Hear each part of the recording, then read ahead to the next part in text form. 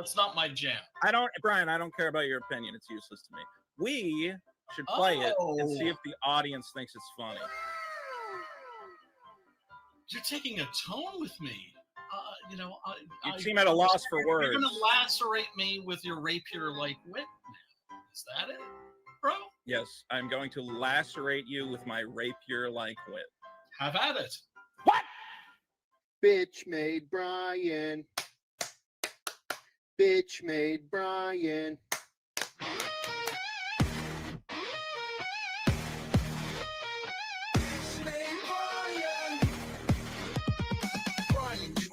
Yourself, feminine vibe. EVS called you beta, ain't no need to hide. Just stop it, man, don't drag this out.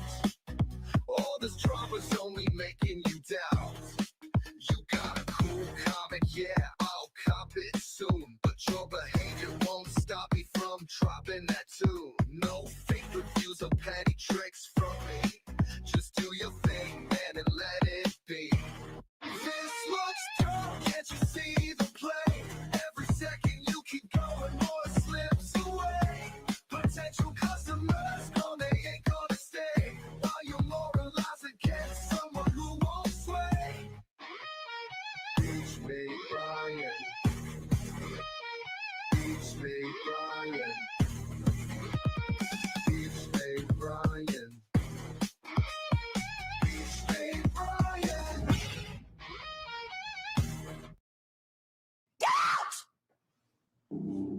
Get out. Get the hell out of my house. In Jesus' name, I pray. I rebuke it in the name of the Lord.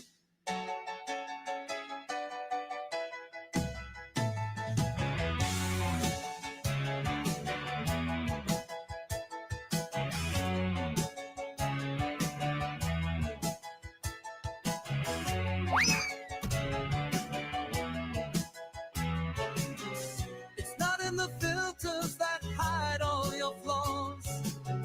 It's not in the cats destroying all your drawers. It's not in the dates who ghost you after one try. It's not in the heavy bras that lift up saggy lies. It's not in the hashtags you shout every day to the sky. Menopause ain't no baby to God. Oh no, no. Menopause, cats in a cheap old red wine. Oh no, no. It's not in the tweets that you show me. It's not in the way you say you're fine. Ooh. It's not in the poses you can't do no more. It's not in the jeans you'll never pass on. What the fuck? It's not in the fat cats that make you sneeze and just groan. Menopause ain't no baby to God. Oh no, no. Menopause, well, it's just safe from your spawn. Oh no, no.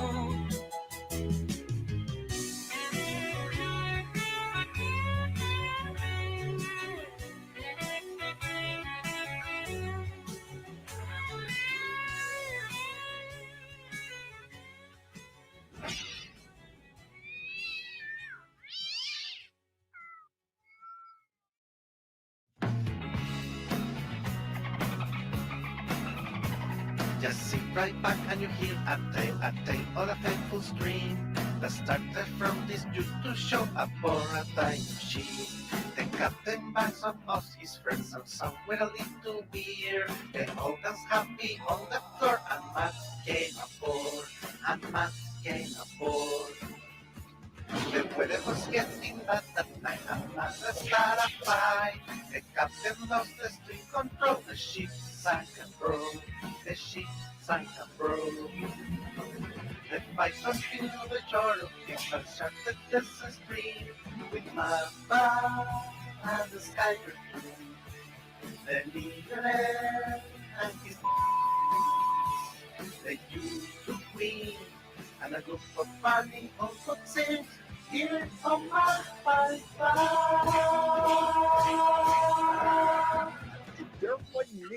I'm not fighting Matt. And I had to tell him a million times, I'm not fighting you. You understand? I'm not fucking fighting you. Not at all. Like that. And he wouldn't listen. He keeps doing it. You're asking me these I just want peace. How hard is it to just sit in a... accuse me of fighting? How hard is it? You're fighting all the time. Fucking starts with me. So come let's here to see the fun. You will survive. You probably that's the start to that when the start to fight.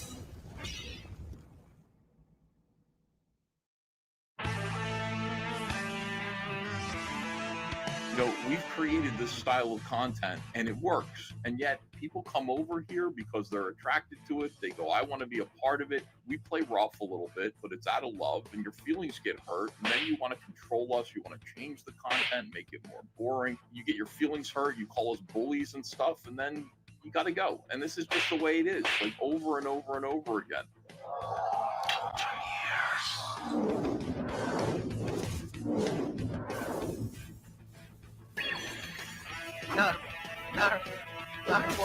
Narwhal.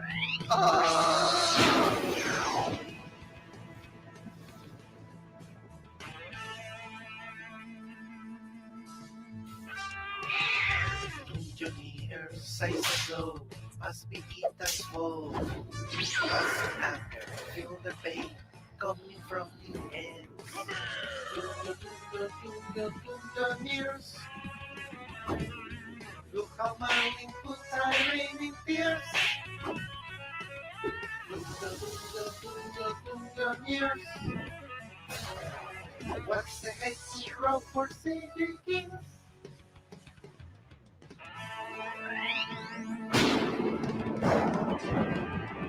As an spirit of mind, transform this retard form to Patrick, the ever-ending star.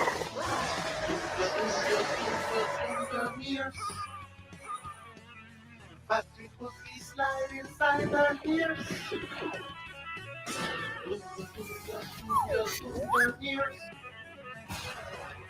Look how they just killed their own careers. Good morning, everybody, or I guess afternoon. But we were going to start a little bit earlier, but Patrick couldn't come because he had he sent us a picture. He said it was a plumber, but the guy was shirtless, and he only had a jean jacket on, and that's it. And Patrick was stuck in the dryer. Exactly. He said he needed to get his pipes clean. So I don't know. You fucking. I can't. Oh, hi. Oh, hi. Look, he's sitting down and he's fidgeting a little bit. Yeah, it looks like a bit uncomfortable.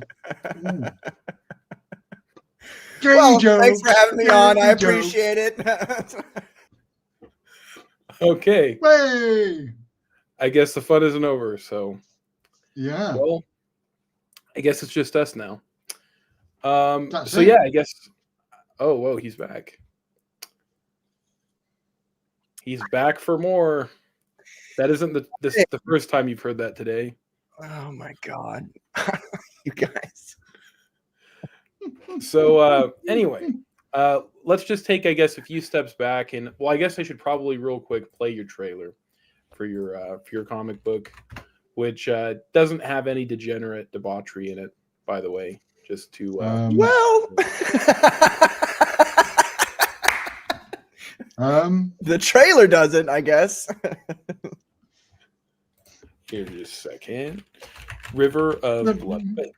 But I guess could you give us a quick elevator pitch? Tell us what this story is.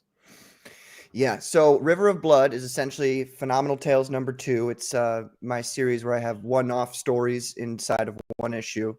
And essentially what this story is tackling is a young Algonquin brave who has just finished his manhood ritual, and he returns home only to find that his entire tribe's been wiped out by a supernatural terror.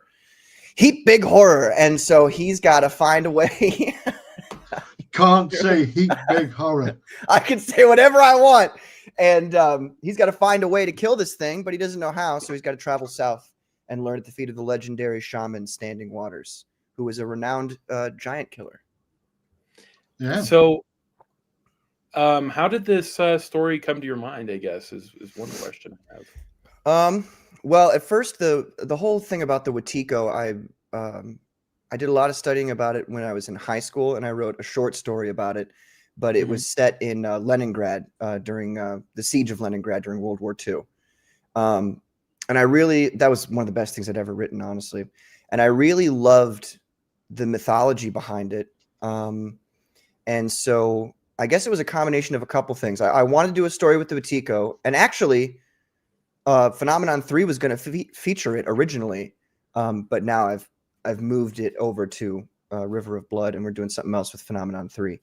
But the main thing was, I guess I was on stream on the Commandos, I don't know, like maybe a year ago at this point.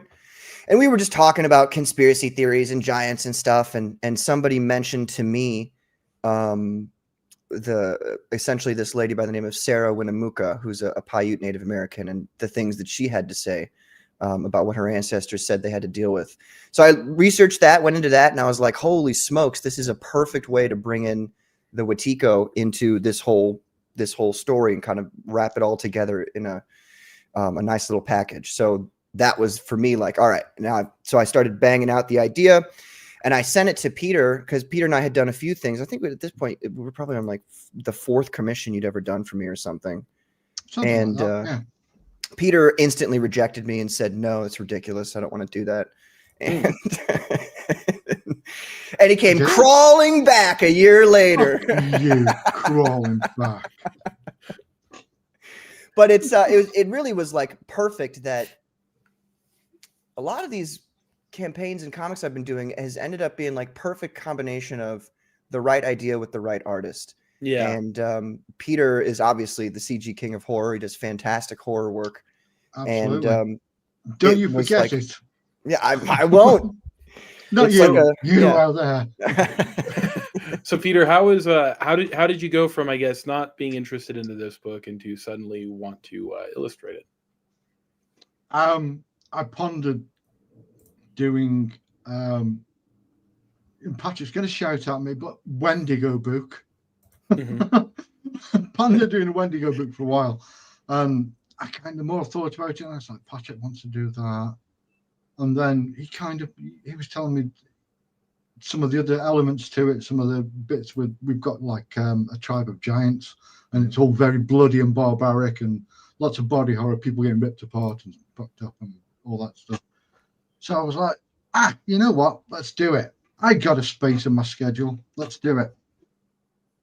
And so, Peter, how did you actually end up getting into comics? Like, I've never actually heard really your story of how you've gotten into art, and then kind of how that moved into working with comics. Holy moly! I kind of back in. I mean, I went to art school, did all that stuff, and then I started getting into drawing comics.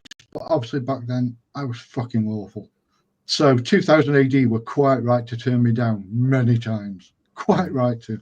I wouldn't have hired me, knowing now what I know, you know. And then I kind of drifted away from it. I was still doing bits of art here and there. Like I've always done freelance stuff. So I've done I've worked in advertising, I've worked in video games, worked in all kinds of stuff. Just always freelance though, because it's easier. And I hate working for people. Like a company, big company, hate it, can't do it. It always ends up with me telling them to rock out. Because they have terrible ideas all the time. And you have to draw terrible things that you don't want to do. So I don't know, maybe 2009. I thought, right, screw this, let's try the art again as a career. So I quit. I was working as a chef at the time. So I quit that and thought, because I thought if I quit, then I've got to do it. You know what I mean? I've got to make a go of it. Otherwise, I'm going to be hungry. Hungry and very poor. So I started doing that. I just quit everything and just channeled everything into doing the art. Wow. Yeah, I did. There was a couple of Christmases, a couple of winters that were like food or heat. Which do I want to do? And then I started reading stuff. You started seeing stuff online about, all the all the annoying gender swaps and crap in comics and all the stuff that was happening. So, and I was primarily using Facebook then. And so I was bitching and complaining about this stuff, and all the people I kind of know in real life were like, "You're a hateful bigot." So yeah, and then I found Twitter. I thought I'll go back to Twitter, and I discovered Comicsgate, and I was like, "Ooh!" And that was like what, 2018. I posted I was going to do a book on my own, and I posted a few pictures and a few pages of it. And then, do you remember NASA? Does everyone remember NASA? Yeah. Yes, I do. So first person. Oh, Nasser. Oh, I see. Yeah. Person that rears his head and starts like asking me to work with him is Nasser. Is it cutting out on your end too, Patrick? Yeah, he roboted hard there. Am I still here? That went. That's fine. Now we can hear you, but I also got. There you are. Okay. Oh, Peter, just so you know, you went out for a moment, so we didn't hear what you said after you asked us if we knew Nasser. Oh shit! Right. Okay. So yeah, I started doing a book with him, and then he nassered. You know, NASA did a NASA and started spazzing out at people for no reason. It's like, dude, we're making a book. We're trying to make a book, you know. And we were doing, at the time, it was like we're doing fiddy on the back end. So I'm like, every time he argued with someone, I was like, dude, I can just see the money going away. Can you please fucking stop? And I'd also been like hanging out and talking with Umbrella Guy, Tug. And then I designed like the character for his book and all that stuff. Did a couple of backup stories in there because he wanted a more manga style. And I hate Weebury with a passion. So I was, so someone else did that. Kyung Lee was the guy who did it. So I was working with that, and NASA was getting really in a real bad mood with me because I was doing another thing as well. It's like, I can do it. I can do 2 jobs at once. It's fine. Don't worry, nothing's going to be late.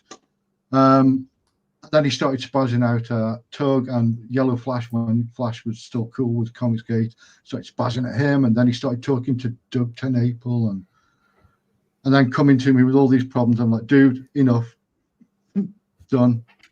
And then I met Mandy and started working with Mandy. There you go. And it's been a whirlwind of crazy comics making tons of cash since. Yeah, well, it's pretty cool though to see like your work, and that's why I was kind of curious to see like how you started out. And I forgot that you had that little thing with Nasser for a bit. He's just kind of dude, that comic was, I was like traditional. It was traditional, drawing it traditionally, coloring it traditionally. It was all like inked and colored inks and watercolors and shit. It took me ages to do. Got like 22 pages done, so like half the first book. And wow.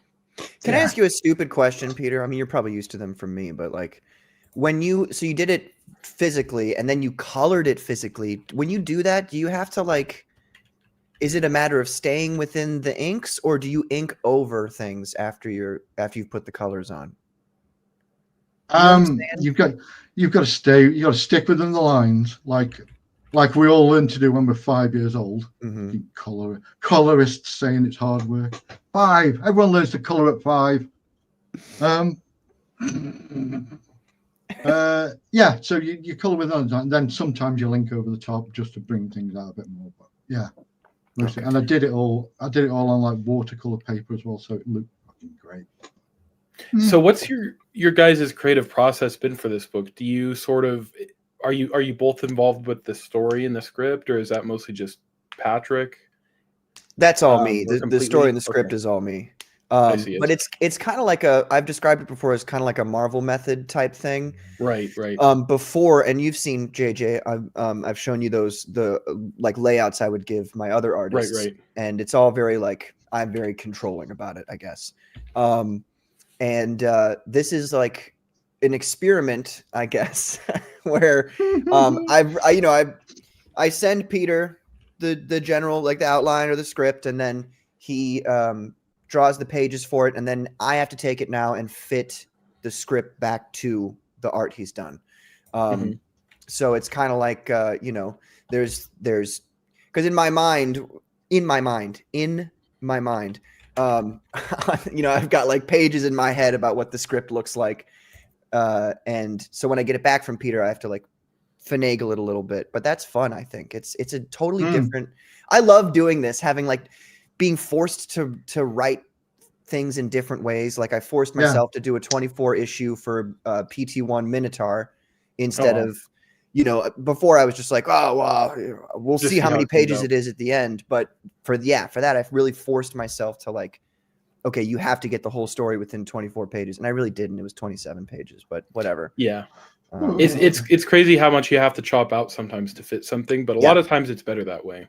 And it's doing it this way though. So I like to draw comics so that if someone picked it up doesn't speak English, they could understand what the hell was going on. You know what I mean? So I kind of like doing that, and then I don't know, maybe it affects the pacing and it'll affect the page count and all this, and so that's another challenge that Patrick's got to put up with. Right. Yeah, you have to see if this is going to. Yeah. Sorry. Go on. If you can make like a cohesive story just with the images. And, yeah. I mean, occasionally you need stuff. If you jump in scenes or like there's a time jump or something, you need something. I can't do a diddle-doo, diddle-doo. I can't draw a diddle-doo to switch to something else.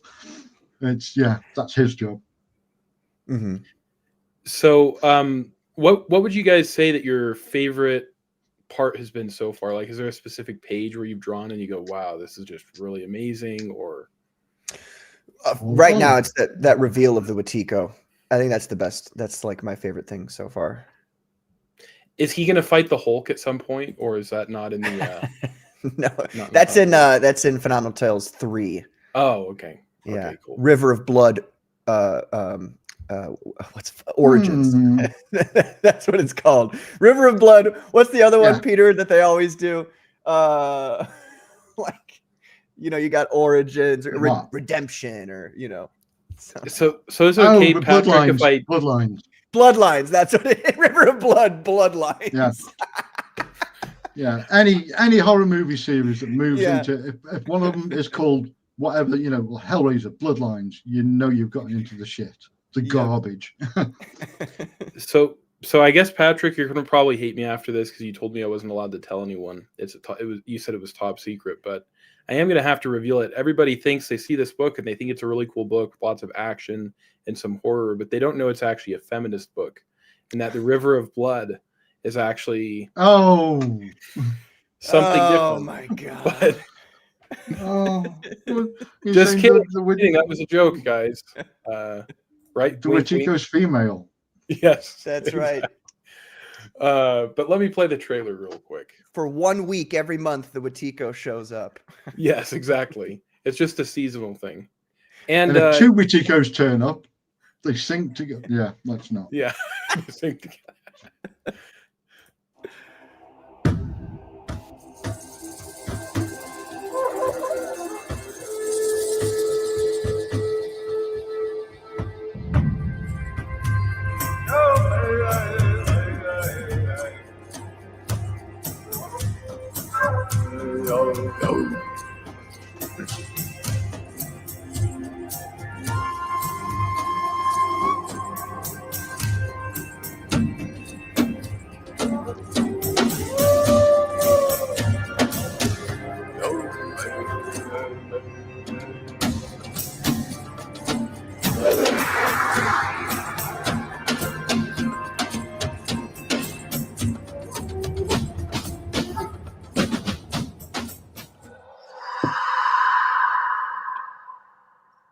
That jump scare still gets me, even though I've seen the trailer so many times.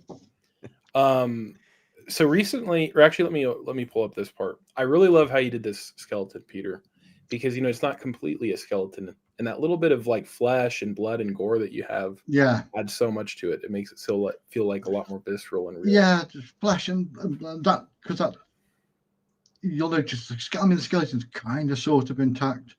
So the way I've got the Witiko, because after that reveal page, there's a page showing how the Witiko devours people, and it sucks the skin off and licks all the meat off the bones, and holds the body up, and it's like out to the rib cage and all that. Yeah, it's grim. And as it's holding stuff, as it touches stuff, it's because it's a cold monster. There's little bits of frost and stuff forms on the skin of the thing that it's eating, and it's cool. It's hard to draw. Really hard to draw, especially because it's going to be a small panel. It's like, oh my god, how do I do that on a small panel? Because I don't like, a lot of people will zoom in on pages, and I kind of don't like doing that because it just looks overly rendered and kind of. I like it to look rougher and more artistic. Well, when you pull the page back, if you've rendered so detailed, so close like that, and you pull the page back, it looks too complicated. It looks noisy. Yeah, a lot of the cross hatching and stuff turns to when you do that a lot. When you've zoomed out, it just looks like grayscale. So it's like, what was the point of that? Right. Yeah. Yeah, that should show you the amount of effort that Peter's putting in, like unnecessary effort. Like this is maybe like less than a fourth of the page. I thought that this was like going to be a half page or possibly even a splash page just because of the amount of detail he had for how much he was blowing it up. That's that's really impressive. Yeah. No. Yeah. This is why we do crowdfunding, guys. We do it so people can make stories like this. And here, Goody Two Shoes, thank you so much for super chatting. He says, "This book seems scary. I don't know if I can handle scary stories like this. It is pretty intense. I don't know. I mean, you might have to get someone to tuck you in. Well, it is scary, but it deep down, it's a love story, really. Yeah. So, And, no, it's not. It's actually there is a love story in it. It's a rom-com. It's actually a rom-com, guys. Yeah. It's about two people who play tennis. Yeah, the River of Blood is kind of a character in the story. You know what I mean? Yeah, his name's Dave. Dave River of Blood. He just hangs out, just chills. He's an Australian dude. Oh, yeah, it's going on, mate. Yeah. Truth. Heard you hunting that Witiko. Let me real quick. Let me play this clip for Goody Two Shoes. Thank you so much for the super chat, by the way. I am sick and tired of faggots. Shout out. Unannounced appearance.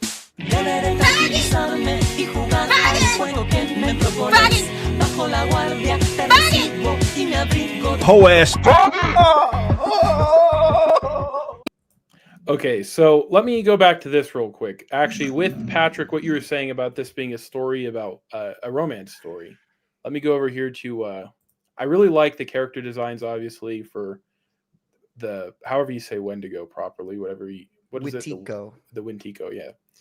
I like the character design for the Wintiko, but I prefer the character design for Lily. Yeah. So I saw yesterday you made an announcement when you guys were on CG Church. You guys hit a benchmark. What was the thing that you're adding for all backers now? 2K was the first stretch goal, and we're adding a trading card. Originally, I said it was going to be Standing Waters, but I think the folks at home would rather it be a picture of Lily. And it's not going to be this picture. Peter doesn't know this yet, but he's going to draw me a different picture. And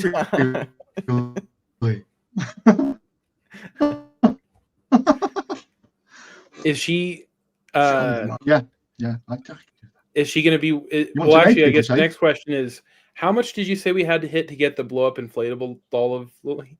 That's 10K, actually. 10K. Yeah. Okay, we'll get there. Yeah, guys, we can get that today if you guys. You're not having mine. You have to make another one. I've got a guy at a factory. Don't worry, I got the supplies. We have some. We know some Chinese guys, right? We could get it taken care of. So, yeah. Well, one thing is it okay if I talk to you guys a bit about how the Wintiko changed a bit? It's not. Okay. I wasn't sure. Like, I wasn't sure if you guys are keeping this all under strict NDA. You know, if you're afraid of NDAing yourself, that's why I'm asking, Patrick. So you never know. Yeah. You know, some people they have NDAs for their own comic book campaigns. No, I'm just good at keeping secrets. I have secrets upon secrets that I do not reveal to people. But Peter knows everything. So if he opens his mouth, then you know who knows what happens. Then who knows? Yeah, it could be Unless anything. he tells me and then I tell everyone. Yeah. Let me open up this promotional image actually of the Wintico, because I'm kind of curious to see what kind of caused you guys to change the way it looks, you know, because it has changed pretty substantially. So this is an image that Peter sent me, you know, kind of like it was like a concept idea. So how did this develop from, I guess right here it's quadrupedal. It had a little more, it was hairy, right? Now it's no longer hairy. It was a little bit wider framed here. What were the changes that led you to make the Wintico what it is now? Well, so I didn't really give a lot of direction to Peter originally. I think he's frozen too. Oh, he is? He looks frozen. Either that or he's real stoically looking at his monitor. There he is. This is, I don't know what's going on with StreamYard, but it's really fucking annoying. I've got a sneaking suspicion they've changed the servers around. Huh. You guys over there across the pond, though, generally speaking, have pretty poor internet, is what my experience has I been. got really expensive fucking internet. I love when he said that. It went, I've got really expensive internet. Probably, did you hear that? Or was a robot in it? You were roboting. Well, anyway, so I sent, you know, we were talking about it, and Peter was keen to get started on it, so he started sending me some stuff before I'd really given him any direction. And then, so you know, that's kind of where it started, and then I wanted to keep it more in line with what the descriptions from natives had been of what it looked like. There's a lot of this. I never say the name right. Algernon Blackwood. That kind of Algernon. And so, you know, he had this book called The Wendigo. And that's where a lot of the cover art for that is where a lot of people gain their inspiration for it, with the, you know, the deer antlers and all that. It's exactly where. Oh. Go ahead. No, it's not that. It keeps roboting out. It's been really weird. You were going to say something. Yeah, no, that Algernon Blackwood cover is where it all comes. All the deer head and the horns and stuff. It all comes from that. That is just fabricated by an American artist. Yeah. There you go. And like I was saying on CG Church the other night, it doesn't have any, like, there's nowhere in the texts that you can find do they make reference to deer as being an animal that is representative of the Wetiko. It's always the owl or the porcupine. We've gone with the owl in this book because the porcupine isn't the most scary creature. No. You know, I mean, as you get into the book further, the owls kind of, you start noticing the owls there, but I've kind of hidden it. So it's one of those things you'll just notice one day, and then you'll be like, hang on, and you'll go back and go, oh, look, it's there too, and it's there. Not like a Wesley kind of way. Right. Well, that's your version. Oh my god, is this roboting out still? Yeah, it is, but it's okay. I'll leave. I just kind of assume. Let me leave and come back. Okay. I have a feeling he's not coming back. Oh, thank God. I think he's gone. That guy.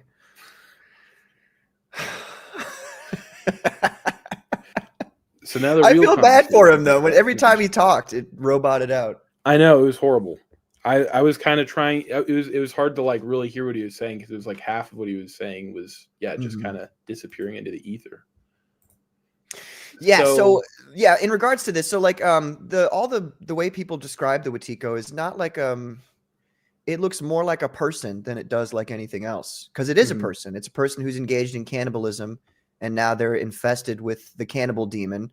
And so every time they eat a person, they grow proportionally, so they're always emaciated and like skin and bones essentially.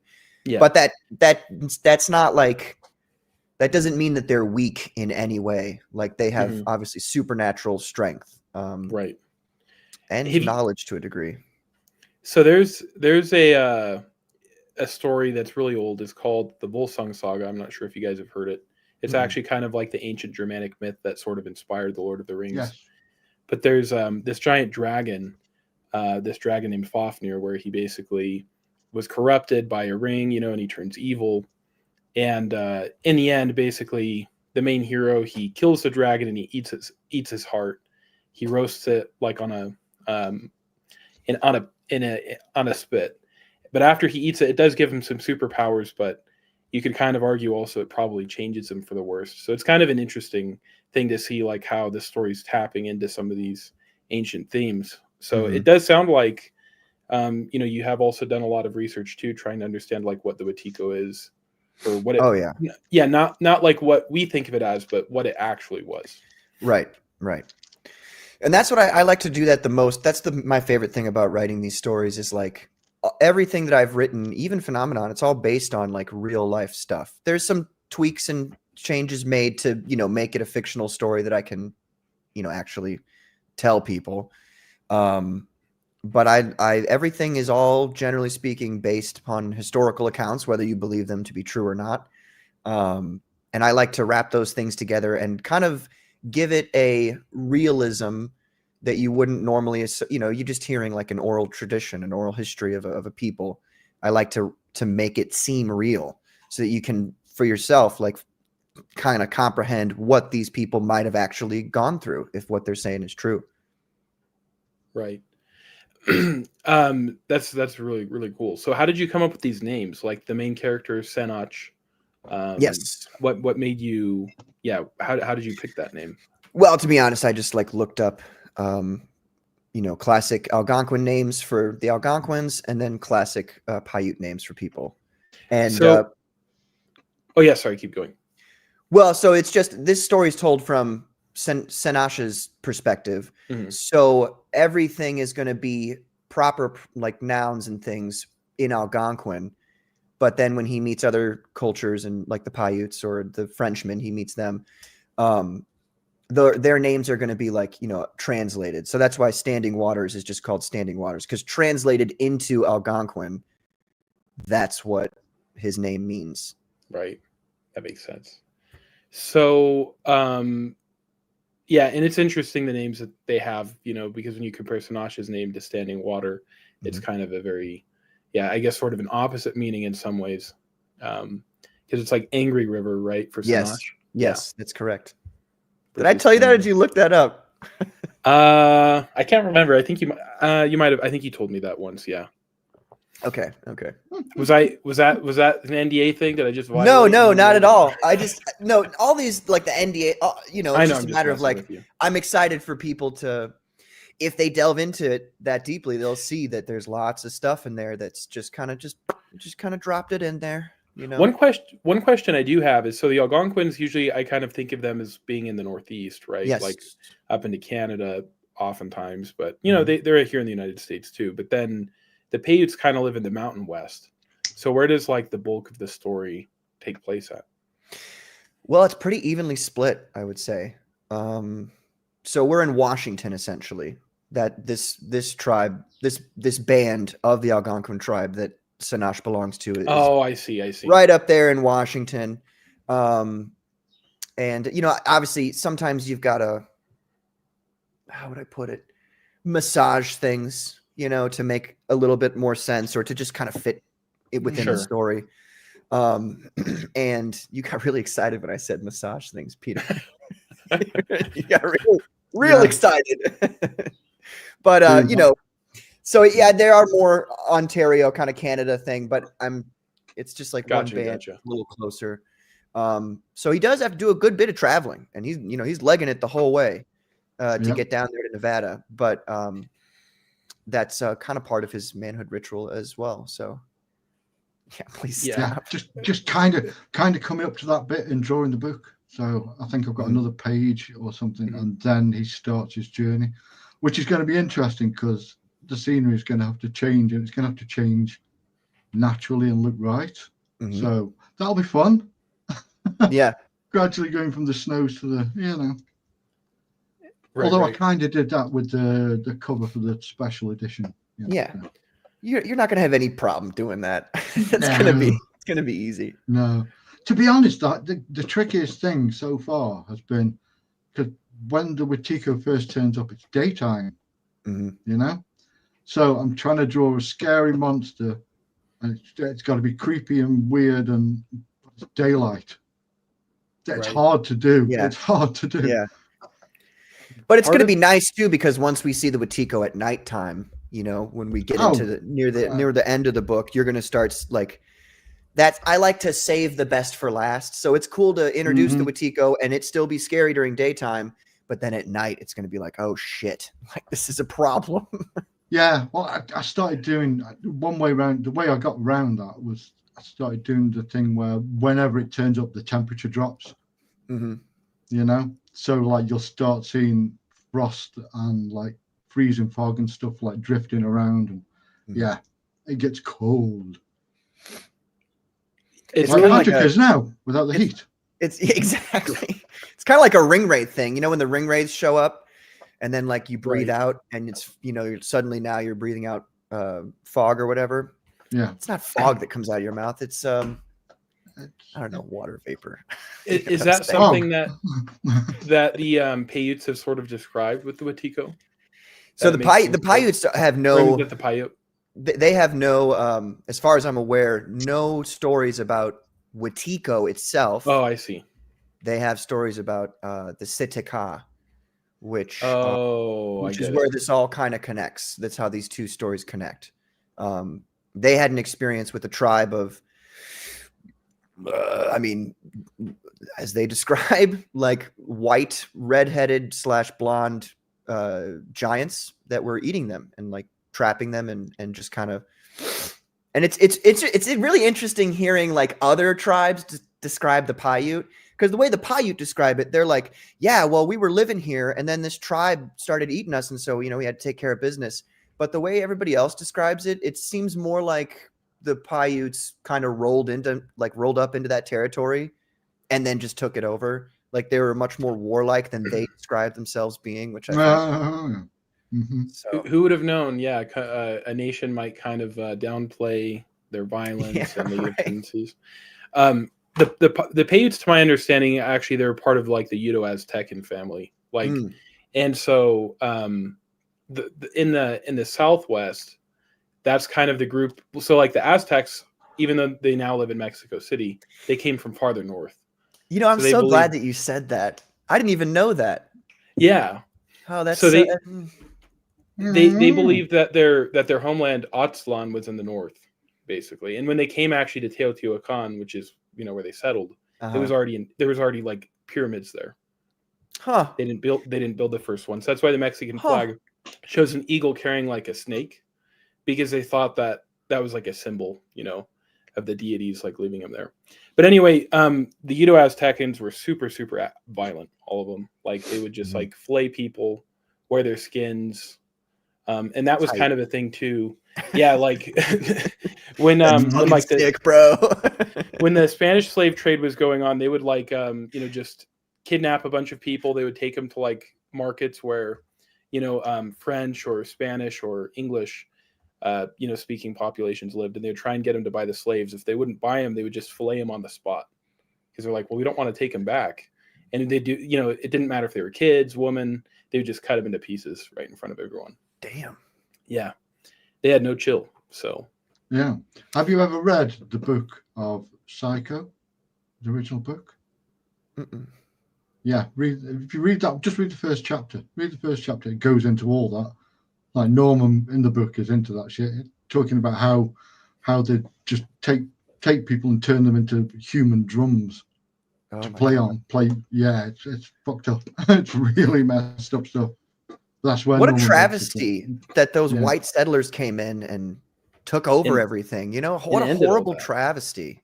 They had a Yeah. really developed society, it seems like, and Well, it's kind of funny because, like, when you hear about what's going, like, people talk about how politics here is kind of like a bit of a, a drama show, and they're like, it's just all for views or whatever. It's way worse in Latin America. There's some really crazy stuff going on now. Mhm. But yeah, I kind of feel like maybe just some of those violent tendencies never really went away.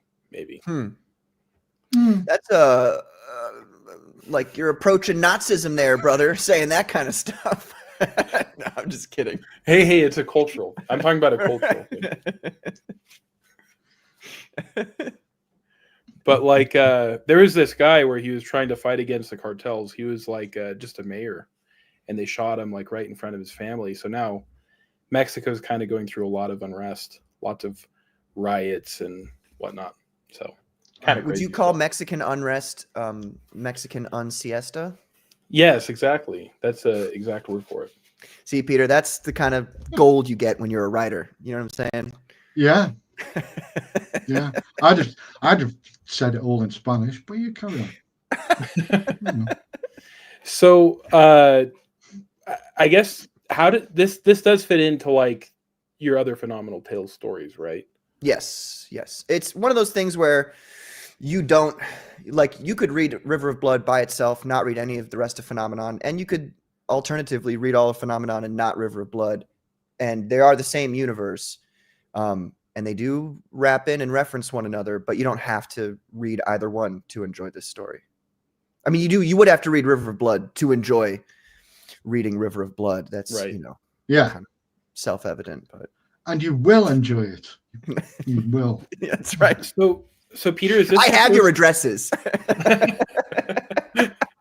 You will find everybody who doesn't back it and get revenge. Yeah. So yeah, that's right. For all we know, Patrick actually might even control it with Tico, and he might send it after you. You never know. Possible. Can you even control one? Can you? I've never heard of anybody saying I that.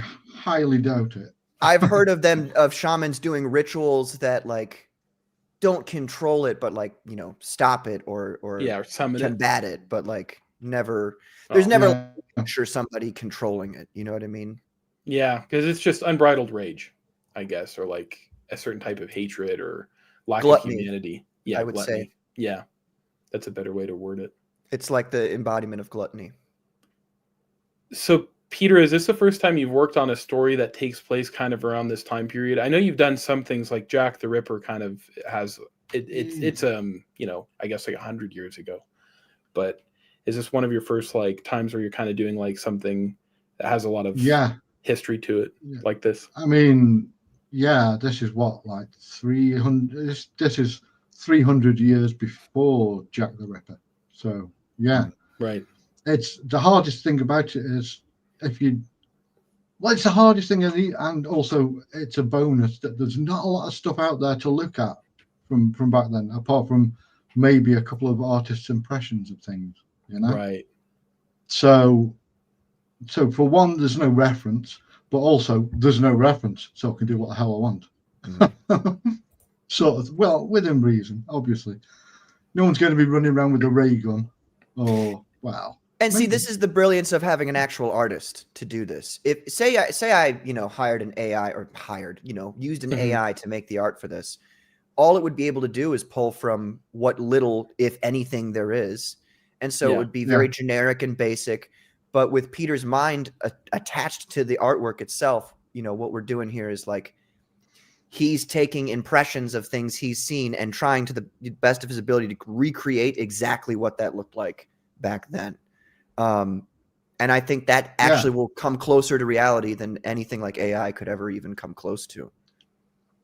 Well, I mean, even stuff like drawing Nevada back then, it was very different. It doesn't look anything or it didn't look anything like it does now. It's all trees and grass and So apparently, is it kind of strange to see that much open land compared to what you're used to, or not really? Have you ever been to the United States before? A long time ago. Yeah, long time Okay. ago. Maybe I think it was like I don't know, late 80s. I think I was it. Was it? I don't know. It's a long time ago. I'm old, Mhm. you know. Um, it's kind of I don't know easier for me as an artist. Like drawing wide open expanses is much easier than drawing a million cobblestones and bricks, you know. Yeah. But then you've got trees. Trees are a bitch. Yeah, with all the leaves and stuff. Hard to yeah. make Well, look good. they're a bitch if you're not me. It's you've got to study the masters like Bob Ross, you know. Peter, do you take a more like impressionistic take on trees? How do you go about drawing a tree? It's you hit the nail on the head there. I do, and a lot of stuff that I do, the background and stuff, because I did art school and I did art history and all that stuff. And studied the Impressionists, so I started delving back into that to represent, because a lot of the backgrounds can be crazy busy. It's my nightmare is drawing a cityscape in the background of everything. I'd hate that. That would crush my soul. But I probably wouldn't. Like I say, I'm delving into a bit of impressionism and that kind of stuff. So Nice. I kind of started doing that with the second Jack the Ripper book. I started because it's Paris and it was a World Fair and there's all this stuff in the background. And if you actually look at the pages of that where it's showing all that stuff, it's like it's hinting at buildings and hinting at all the stuff that's going on. But some of it might not make any sense. I like to call it artistic gibberish. That looks right. It looks right, but it's not necessarily. Yeah, because I mean, before I used to, when I was doing illustration and stuff before, I would draw every leaf on a tree, every vein on it, every leaf of every tree, and it's okay, but you're wasting your time when you can do it a lot. It still looks as good. And a lot of it's just capturing the mood. You know, it's not like it needs to be, a perfect one-to-one. Because if it was, we would just look at a picture of a tree. You know, that's what's one of the things that's fun about art is you get to express feeling and emotion. I think that was one of the biggest things that I learned when I started doing comics, because drawing comics is very different to anything else. Absolutely, it's way harder than just doing illustration or. I mean, I used to do huge paintings and whatnot, and even that, drawing a comic book is infinitely harder, especially when you've got to draw, like you've got to invent a person and then you've got to know what that person looks like from every angle, and that's been a hard, difficult thing with the new way I'm working, which is on this book. I'm kind of, instead of penciling stuff out, I'm painting it, painting each panel, and it's just rough colors and stuff at first, and then I link over it and then refine the colors afterwards, which is, I mean, it kind of cuts out the need to color it at the end as well, which is nice. I don't have to sit there like outlining each person, flattening out the colors. Well, that's a very unique style, especially now. Almost everything's digital. You know, a lot of 3D assets and AI too. Yeah, I try not to do anything that I can't do on paper. That's kind of one of my little rules. I mean, obviously, there's a few bits and pieces where you can cut corners a little with digital, but not to have it looking good. Yeah, like I mean, digital. We're not going to cut out We're not going to cut out wooden blocks to print this, right? You know, so there's a purpose to have some digital stuff. Yeah. Everyone's got you know, a different idea of where that threshold is, but I think it's pretty cool to see you know, kind of still keeping a lot of this by hand and also, working with paint too, like you were saying. That's very different from how most people generally tend to do things. So. Yeah. It's just a kind of settled into it now. I mean, it was kind of because before that I'd been doing a lot of black and white stuff, like Jack the Ripper. It's all black and white. So trying to do that in color, and I tried to do that in color at first, that style but color, and it doesn't really work. I mean, even when I was doing Jack the Ripper, I colored a couple of pages early on, and it's like, oh no, that's fucking horrible. Let's not do that. So translating that style to color, that's how I came across this painting instead of penciling and then inking over it. Yeah, works much better. Were you gonna say something, Patrick? I was just. It gives it a really unique look. It's very unique. If you compare it to everything else in the independent comic scene, it looks very, very unique and stands out. And I love that kind of stuff. So, I agree with that. And one thing I kind of want to say is, like, I think obviously, I think that once this book catches on in the sense where like more people know about it, I think there's going to be a lot more, people like right now. I'm glad that, you have all the support you do. But what I mean is I really do think like when more people know about the story and the art, it is going to, catch a lot more eyes. Thank you. And yeah, this is one of the scenes that really caught my attention. This one, and then the one where you actually see like kind of the owl coming out. Let me see if I can find it. Let's see. Maybe you don't have that one in the trailer.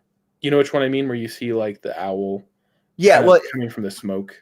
If you go back to that thing you were at and you press play, it'll zoom up. Okay, And you'll see. Yeah.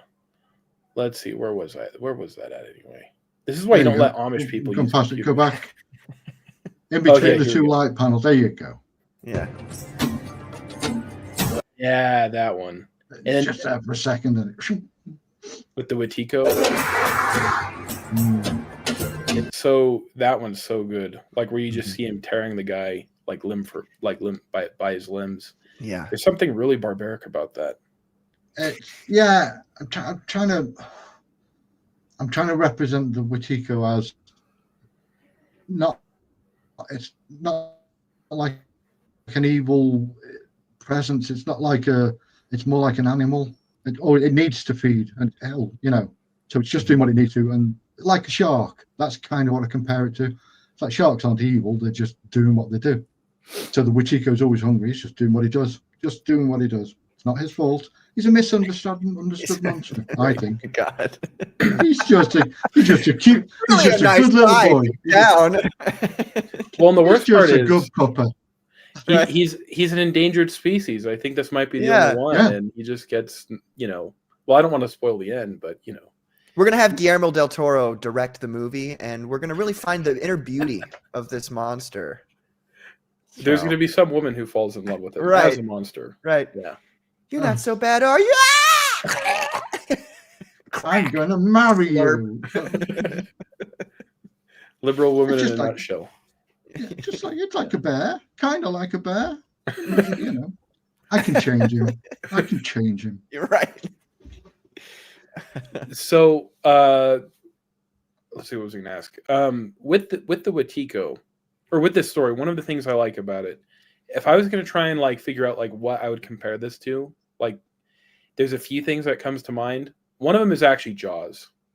There's kind of, I'm not sure if you guys can see that dynamic kind of between Senosh and still standing water.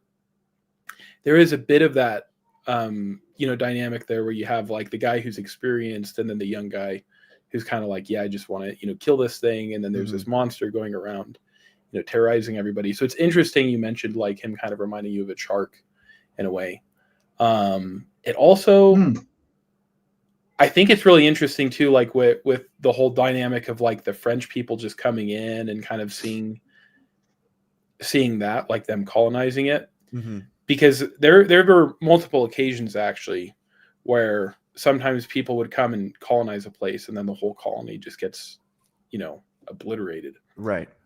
Yeah. So that's, by the natives. Yeah. By the natives. Natives obviously don't know war or evil or anything like that. That was all taught to them by the white man. Right. Yeah. Well, no, I mean, I'm just saying that will wrap into this is that like, is like there's things going to be blamed on the natives, but sure. I mean, that's a little, maybe I shouldn't get too far into that. I'm not going to say that phrase, but I need to stop talking. Don't give it away, dude. Don't give it away. Yeah. But no, it's cool. It's cool. Yeah. There's a lot of I kind of compare it to and I might be completely off base here, but in my head, I compare it to like one of the classic Greek mythology, tales of Greek mythology, like Perseus or something like that. It's in fact, it's like, you know, the movie Clash of the Titans, how Perseus, you got to go and do a thing to come back and kill the thing and do the thing. That kind of hero's journey. Right. Oh, you're roboting, Peter. Well, there you go. That's just my art brain talking. You roboted there. You said the kind of hero's journey, and then we couldn't hear what you said after that. I was just waffling. It's okay.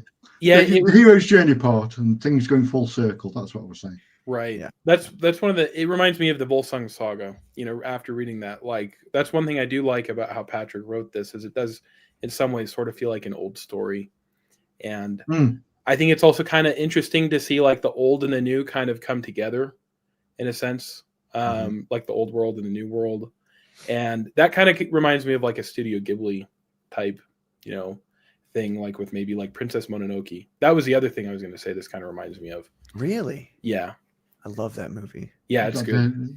The decrepit old artist and the young man writing his heart out. The young man who can't afford to pay his gas bill. So now that's not what happened. If we don't get more backers on this, then Patrick's he's gonna just freeze to death. Like my birds will freeze to death first, and then it'll be me. I'll probably have to eat them though. I'll cook them for warmth. You know what I'm saying? What types of birds do you have? Are they are these like vultures? No, they're like little. I have 3 giant owls that I keep them in my ravens. Right. They're like raven owl hybrids, and it'll kill you as soon as they look at you. So yeah, you have 2 ravens and they perch upon your shoulder. They like fly right. around the earth scouting. But only if I've got an eye patch on. Then Yes. I got to put the eye patch on first. Are they like parakeets? Yeah, they're little parakeets. Yeah. Oh, that's gay. You should have said they were ravens. How dare you, sir? Do they have names? Yeah, one of them's named Petunia and the other one's named Benji. I wonder if anybody would get those references. Petunia and Benji. Start with Benji, and then I think you might be able to get it. What, the dog? No. Benji the dog. No, so Benji, Benjamin J. Grimm, and then his sweet aunt Petunia. Oh, so that's where that all comes from. It had to be Fantastic Four. Yeah. With you. Did you guys ever watch the show Alf? The show or the movie? The show, like about that guy where he's like in an alien costume, or he is an alien, but it's like a little midget in an alien costume. No. It's a sitcom in the 80s. I've never. Oh, okay.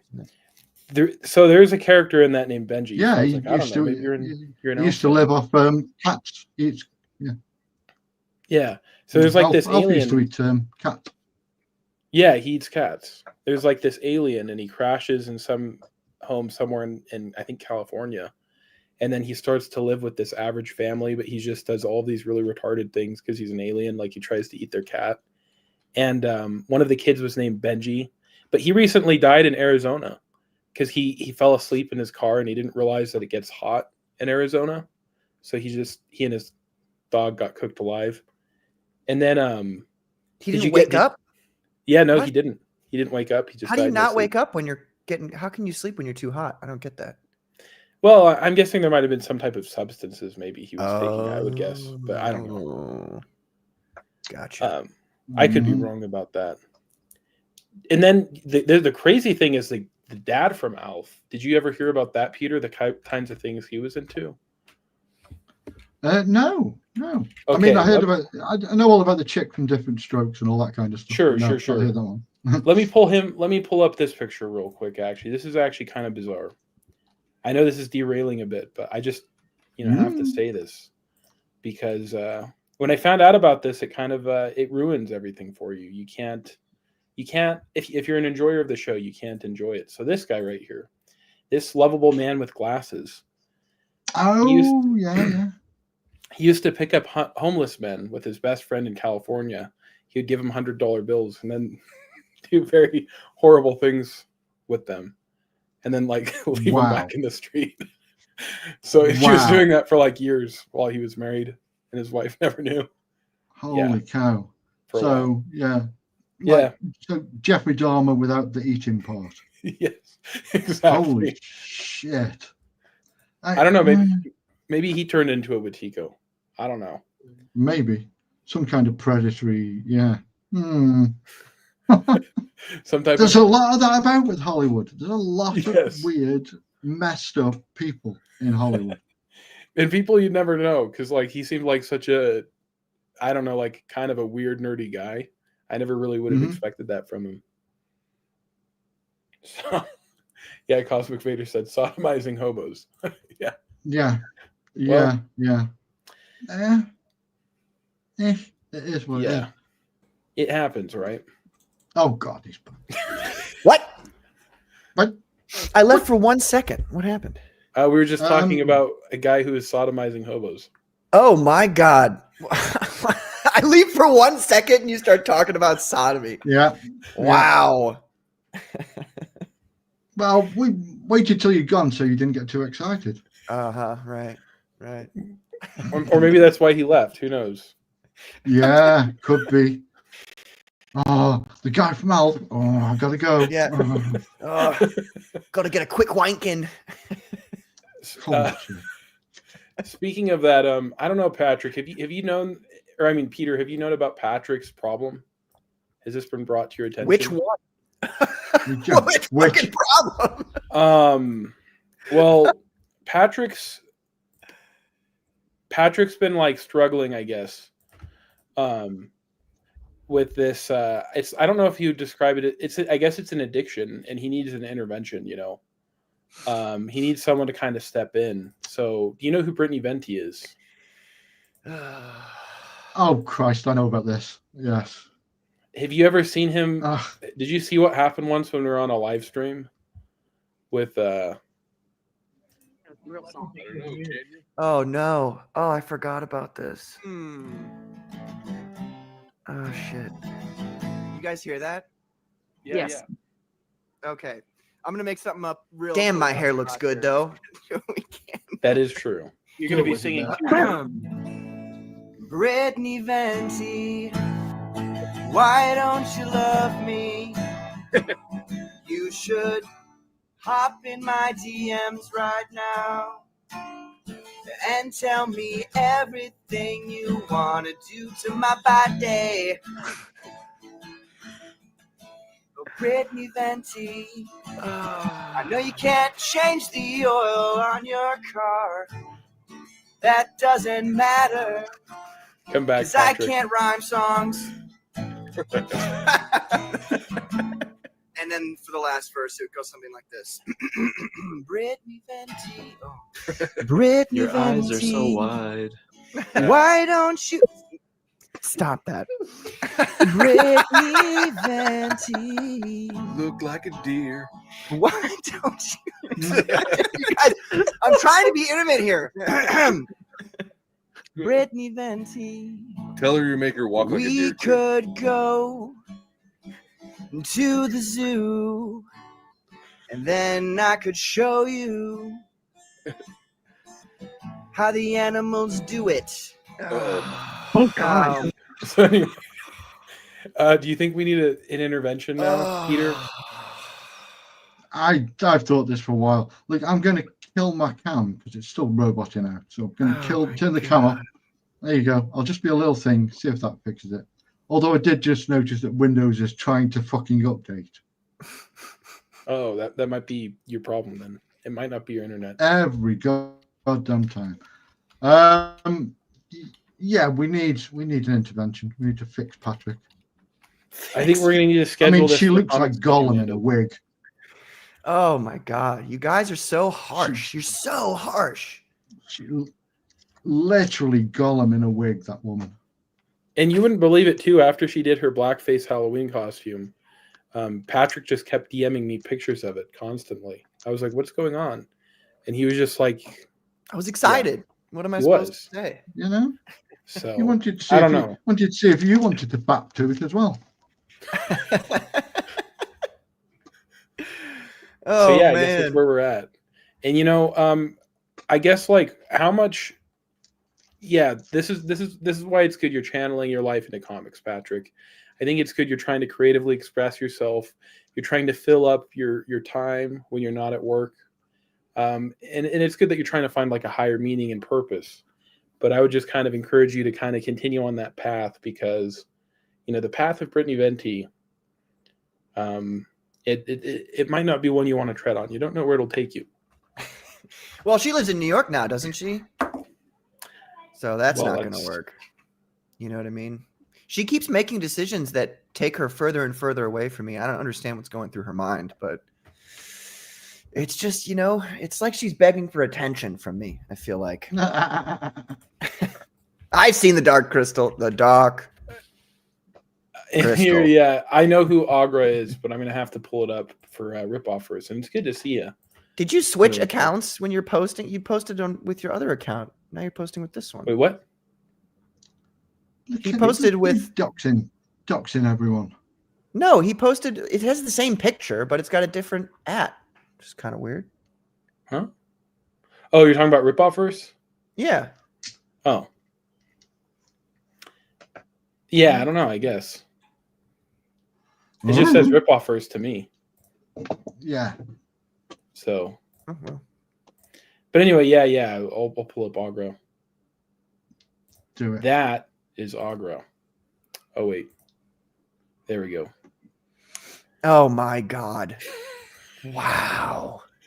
You guys are so mean. 100%. So mean. She's an unspeakably horrible person. See, I love when you guys say that, and I go, "Can you give me like an example?" And then like nobody ever. I will. I keep asking, and nobody ever's given me an example. They've showed me her burping. That's fine. I'm not doing it. I'm doing it now because I'm not starting beef with fucking those idiots. But I will tell you what. No, carry on. Piece of shit. She is. Well, actually, I showed like Patrick. I had an hour and a half like a loop of her burping, or not a loop, but like a compilation of all the clips, and it actually just made him like her more. It did. I thought it was funny. So yeah, at this point, I don't really know if he's savable, but we've got to slim down to someone, just before he ruins his whole life. So. And don't worry, folks. No characters in this comic are going to even vaguely look like her. Well, maybe the owl. Okay, that makes sense. Yeah. So Ripoff first said, "No, I've been doctoring and updating my account whilst watching your stream, so the name was funky for a second. Hi, JJ, and hope you're doing good. Yeah, good to see you, Ripoff first. Carbon Heart says, "JJ, how dare you ignore me? You need to be punished." Yep, put it on the permanent record. Oh, I see this actually right here. I actually didn't see this because I was looking up the Agra thing. That was meant is no offense, Captain Carbon Heart. He said, "I'm bringing up the Brittany CG to conventions next year." Oh, he's a colonel actually. He's Colonel. My bad. Yeah. He's trying to do this. He's trying to like undercut me. You know what I'm saying? Because he's round about that area, and he's trying to he's trying to hit on Brittany and shatter my soul. I don't think that's the only thing he's planning on shattering. He told me he was going to shatter her hips. that pelvis is fucked. Oh man. Yeah. At least she's got those childbirthing hips. Wow. You can't see the expression I'm pulling when I say that. So. I can't because you're off camera. I know. I'm the person who's going to get blamed for all this shit since I'm on camera. If anybody hears it. Yeah. Well, Patrick, have you ever seen her ankles, though? You have to look at her ankles before you... Cankles. What? I'm a good Christian man. I'm not going to look at a woman's ankles before marrying her.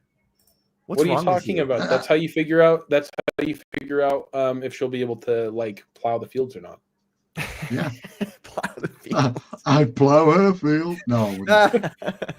Missed opportunity. See, that's why I'm the smart one. Right.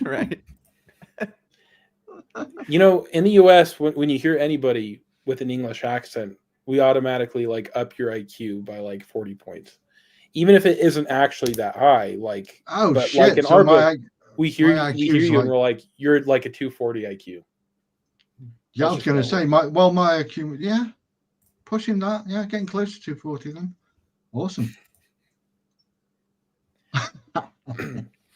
So, with this story right now, is there like a moment you guys have had where you ended up changing the way that the comic is supposed to be, like while you're working on No, it, when you go, oh wow, this works way better? No, not yet. no, Not really. no. I mean, No. there was some slight difference between the first iteration of the events of the story and the final one. Like I added the Frenchman in afterwards, but other Oh, than okay. that, and it Because just I wanted to kill French people. don't we all? That's pretty fair. Yeah. No, it'll make a lot of sense when you read the whole book. You'll see why I introduced that. I think it just kind of, I don't know. It's kind of like a lubrication for the story. Is what I mean. That's a very interesting, Blood. very Yeah. interesting analogy. lubrication. Yeah. Especially as you're waiting for someone to come and clean the pipes. Oh my gosh. Yeah. It's all making sense now. It's all making sense. This is what I go through to pump my comic books. Can I show up? Can I pull up like the style, or not the style guide, but the like the heights of the different, like the height comparisons of the humans and the different creatures? Or is that not supposed to come up?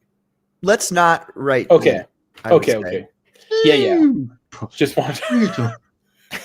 Not Show yet. off my fucking Okay. awesome artwork. It looks really Beyond cool. it. That's what I was gonna say. But I can pull something else up. Let me see something. I mean, to be fair, we've talked about it, so Yeah, I'll pull something else up. Okay, fine. No, you can pull it up. just show. He's You been can pull it up. overprotected, dude. I am- No. Yeah, we don't want I you to have to be NDA careful. yourself, Patrick. It's not. And Well, the I do more have you this- show, the more books you sell. I do have All this right. bad habit of talking too much sometimes. I don't know if you noticed that, but yeah. So this is like the kind of height comparison between some of the main players in the book.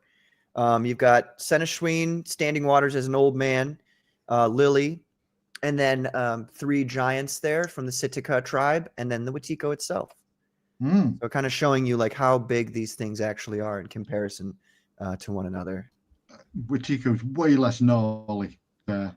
He's Oh, yeah. changed a little bit. He's got a little bit more messed up. But his appearance might have to change a little bit here and there because there's something to do with what he eats and what he looks like, and Right. But that's not a spoiler. That's just that's just facts about Wendigos and stuff. Right. Sorry, Wetiko. Right. So one thing I have to say I like about this change is how you made him more humanoid, because like some things oftentimes, like a lot of times we want to make things very different to make it scary. But a lot of times what makes something scary is we see that it's like close to human, but then it deviates slightly, I think that's where a lot of the horror for the giants is going to come in. Because at first look at them, at first glance, you're like, oh, those don't look so scary. But if you were to imagine that standing in front of you and there's like nothing you can do, that terror of like cannibalization essentially from something way bigger and stronger than you is, I think that's because they look more human. I think that's going to be a really big contributing factor to the horror involved in that part of the story. It's kind of look at the size of them. Even the shorter one, it's like that's no problem for that just to pull an arm off. Just exactly. There you go. And of course, being the artist and the horror artist, you pull an arm off, half the skin comes off, the rib cage showing, there's guts spilling out. It's going to be awesome. One of the things that makes pulling an arm off so scary is like when you think about like our hands, it's one of the things that makes us different from most animals. Yeah. And so there's like something so barbaric about just tearing someone's hand off. You know what I mean? Because it's like what makes us different. It's just gone. Yeah. Especially if it's by something that looks like you. It's like pretty much the same thing as you. I mean, the Wetiko's kind of different, but he's, again, just if that thing gets hold of you, you're screwed. Oh, yeah. Hey, so the guy just rolled up. Oh, yeah. So I do have to go. But thank you, JJ, for having me on. I appreciate it. Do you want me to play a song for you before you leave? I don't think I have the time. Okay. I was gonna pull up the YMCA, but oh my God. Well, anyway, thanks for having me on, JJ. I appreciate it. Peter, I will see you. Peter, if you later. can, if you can hop onto Salty's stream, that'd be cool. But it's When's a little that? late. It's a little late now. He pushed it back to 7 CST. So 7, 8, 9, 10. yeah, so it's 4.5 1 hours from now. 1 in the morning. Yeah, no. Okay, That's all not right. happening. Yeah, Okay. midweek started streaming at 1 a.m. No. all right, well, have a good one. Yeah. Guys, hopefully Patrick's birds will make it. Obviously, I was, Yeah. being a little mean to him, but hopefully everything will be okay and he doesn't have to live like an Amish person without heat. Exactly. Yeah. All right. Thanks again. See you around. See you guys. Bye. So Hopefully I know gets his pipes fixed. by the yeah, man. exactly. Yeah, that's what he's got to do. He's got to get the pipes fixed. So Hell yeah. So let's see. On a serious note, So I can say stuff now without thinking Yeah. I'm going to get shouted at. Awesome. I know. Yeah, you can't get Yeah. fired now. No, I can't get fired anyway. I've done too much. People have seen the artwork. It's like, yeah, fire me, bitch. No. So are you kind of, I guess, is there a part of the book that you're kind of most excited to write? Like if you haven't done the ending yet, right? The ending. No. I'm just kind of getting to the part where the hero is about to travel south. So we're nice. coming up to the part which will lead to the part with the giants and the fight and the blood and the guts. That's going to be cool to draw. And then the final, anything with the Wetiko is just awesome. Love drawing that character. Right. It's one that if I was a kid and I saw that, I would have wanted an action figure for that so bad. Oh yeah. Needs It's an so action cool. figure, and then you need like another character, like a Native American dude that like rips apart Right. and guts fall out. You need that to go with it. Exactly. Otherwise it's not, you're like, why, what makes this so bad? So Yeah. Do you right now or sorry, I said writing earlier, but I meant drawing. Yeah. Do you kind of like do you think the sick or what was the most challenging part, I guess, about drawing a monster like this? It's trying to do something different, I looked at, obviously, I looked at a lot of other people's versions of it, and it's obviously I discounted all the ones with antlers and deer skulls for faces and all that kind of stuff. Right. Because that's just not what we're doing. I mean, those early pieces of artwork, that one you showed before, with where it's almost on 4 legs and stuff. That was before I'd even really talked to Patrick about it much. Oh, So we okay. did that. And then there was another version where it was kind of bipedal, and we were making it more human-like. But I kind of leaned too far into the Native American thing. So he got like he kind of looked like the dude from January the 6th with the big buffalo skin hat. Yeah, I remember that guy. Well, I mean, it was scarier than that, but that kind of thing. So yeah, I was kind of looking at other people's. I mean, there are hints of things with this, because you can see he's almost got like tree branches and stuff coming out of his back, and all these like bits coming off at the side, the hips and the bottom of his legs. It was just trying to come up with something different, and a lot of artwork that I'd seen, or other people's ideas of what it looks like, stood very upright. Right. So I kind of changed it a bit. Maybe that's Dale Keown influencing me. Yeah, it does kind of remind me of Pitt a little bit.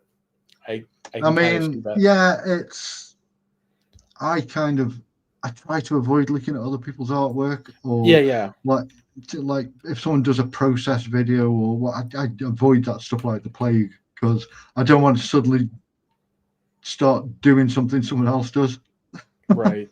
So Speaking of which, go on. Yeah. Go oh on. no, it'd be super gnarly if like we could see Dale draw the Watiko sometime. That would be crazy. Obviously, you know, Dale's like a force of nature. He just kind of goes where he pleases, you know, when and where he wants. But Yeah. that'd be cool, you know, to see him kind of And have at it. that would be awesome. Yeah. Not gonna happen. Yeah. Well, you never know. You never know with Dale. If he sees something and wants to do something, he just does it. So The reason it's why one it of those can't things. happen is because you know, I'm actually being blackmailed right now. No, I'm just kidding. I'm kidding. Oh yeah. Oh No, I'm dude. just kidding. No, that's Dude. stupid stuff. Yeah. Oh. It's so funny to me, like how some people, they just think Dale's like a lost puppy or something. Like he Yeah. doesn't Dale's think or not feel. at He all. just yeah. Dale's Dale's just just a Dale. dude. Just a Yep. dude. But yeah, I don't even ever talk to him about art or anything. We're always talking about music and things like that. I think the only the artistic discussion we had, we were talking about making sculptures of our characters and how to Right. do it and what stuff to use, and that's about as far as we ever got, I think. With yeah, Do you it's just but so I've only obviously I've looked at Wrightson stuff. Wrightson is like just God, you know. right. So I look at Wrightson. I've got a bunch of Wrightson books sat on the desk, which is annoying because I have to buy everything twice. So I've got like the one that's nice to keep, and then I've got like 10 versions of this is Frankenstein. They're all in various states of crappiness. Oh, nice. Because but I've also got like one that's mint condition, you know. So, and because it's a big fat book, it can't get graded. So it's like there's no 9.8 and 9. So I've got one of those, which I daren't even open. That's cool. So one thing I was going to ask you too, Peter, is what do you do to like not allow? Because you're talking about how a lot of artists, they have their own interpretations of the Wendigo, but it's very different from like how the natives described it. What kind of things do you have to do to sort of keep your your rendition of the character unique to you and not contaminated by other people?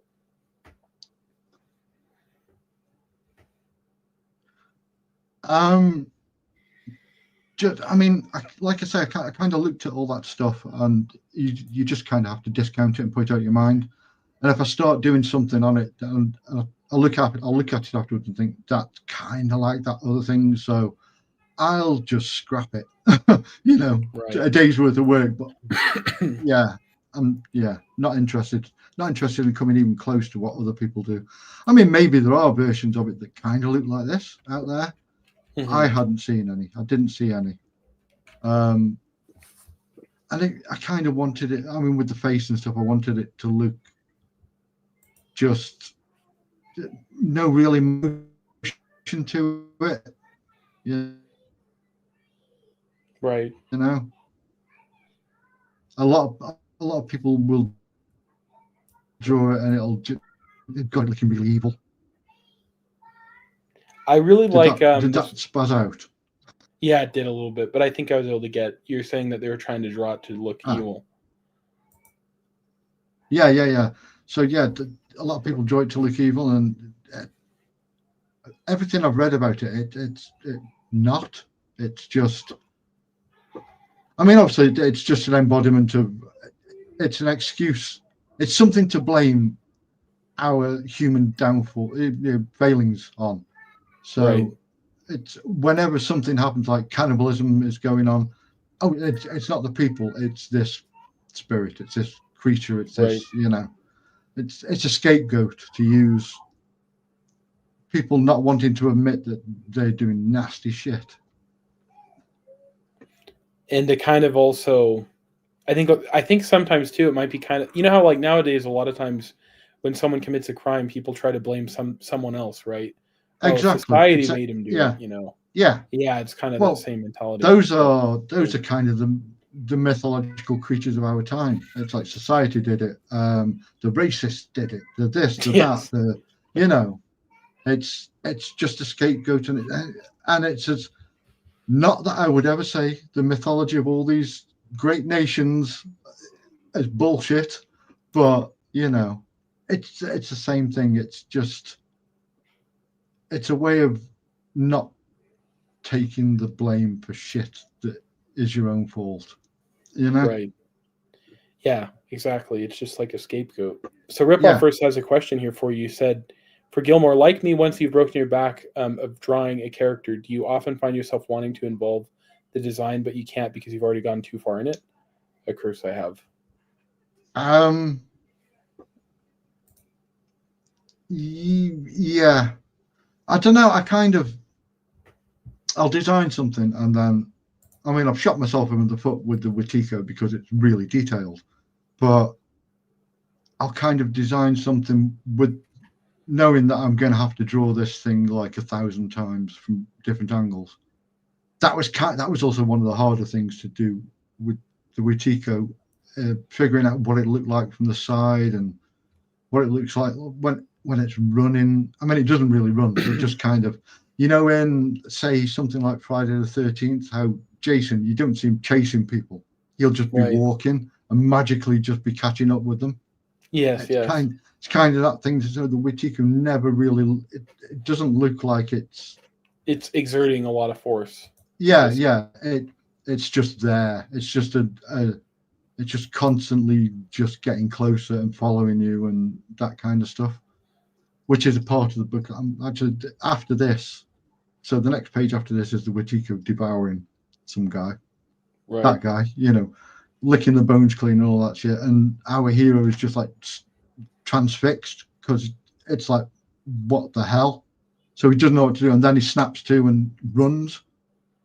So I'm kind of doing that at the moment, working on the Wetiko, trying to like following him, but without it being a chase scene as such. It's like you just can't escape. It's an inescapable force that no matter how fast you run, or you know, it's going to follow you. Which also plays into we've got the owl character in it. The owl kind of turns up, which is not so much an owl. I'm kind of doing it more of it's more of a shadowy thing with glowing red eyes. Yeah. So that I'm kind of putting that in there as almost the eyes and ears of the Wetiko. So even if you think you've lost it, just check around for the owl, you know, because the owl will be watching you from somewhere. What would you say makes working on this book different from other projects you've done in the past? It's the fact that it's color, really. I mean, I've done color stuff before, but it's got a whole vibe of its own to the colors, to the color palette and stuff. Right. And it's kind of it's melding the work I did on like Jack the Ripper, the black and white stuff, the really detailed stuff. It's kind of fusing that with color. It's an interesting challenge. It's because the kind of muted colors. It's almost got. I'm trying to go for, you know, like the old like pulp fiction novels, like, you know, the old sci-fi ones and horror novels. They had a certain vibe and a certain color palette they'd used. So I'm kind of trying to do that a little bit with this. That makes sense, because there's something about when I was looking at this where in a way it sort of kind of reminded me of like Conan type stuff in some aspects, except for it's like obviously more detailed than a lot of pulp stuff generally. Yeah, I mean, I did actually really early on when I was talking to Patrick about how I wanted to do it with the color. Mm-hmm. I showed him a couple of Conan covers that were like that, and he was like, "Yep." Well, that makes sense. To be honest, he's kind of given me free reign, so which is good because it's nice to be able to do that. Yeah, to do things in your way. Yeah, it's nice not to have someone constantly, "Oh, this is wrong. Oh, this," which I don't mind if it's because we're working on this project together. But if it was something set in stone that someone had written and they want it a certain way, then you have to. You can suggest stuff, but you can't turn into a pissy little bitch if if stuff Yes. doesn't go your way, you've just got to, You just got to let it. Yeah. There's kind of a thing too where once you hand it off to the artist, it's going to change. It's not going to be every time it's like playing a game of football, right? Once you kick the ball to someone, they'll go running down the field and they might not go the direction or do the things you would, but it's theirs. The ball's. Yeah. Yeah. It's pretty much. Yeah. That's a good way of putting it. It's, I mean, obviously if Patrick turned around and said, I really don't like that, or really don't like that, then that's fine. And you kind of, once you start doing this kind of thing professionally and you're working with different people, and especially when you've worked with Mandy Summers, good God, she taught me not to be proud and be too, because she'd say stuff and I'd be like, no, she'd say stuff about the art and I'd be like, oh, fuck you, I think that, and I'd get really angry about it. And then I'm like, you gradually learn that, no, she was right, or, so. Or maybe it's just a difference of opinion. Oh, it's a difference of opinion, and it's like, you learn not to get. It's like if someone criticizes your stuff or says something shitty on social media, you really learn to just ignore it. Not ignore it, but let it go. Mm-hmm.